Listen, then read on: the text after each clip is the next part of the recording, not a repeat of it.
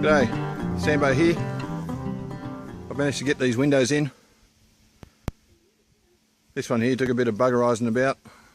I had to make some minor adjustments to the steel work around it.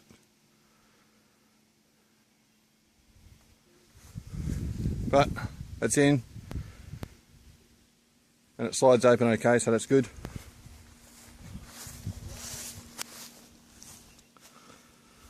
The other window went in okay, a little bit of a tight fit, but give it a bit of a bash with a hammer and she goes in. Windows open outwards just fine.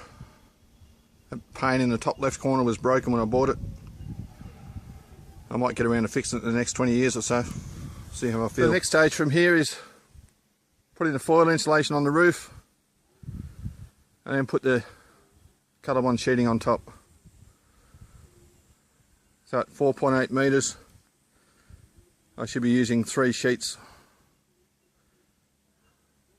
3 lengths for the roof. And I don't know, I think it goes about 6 or 7 sheets across.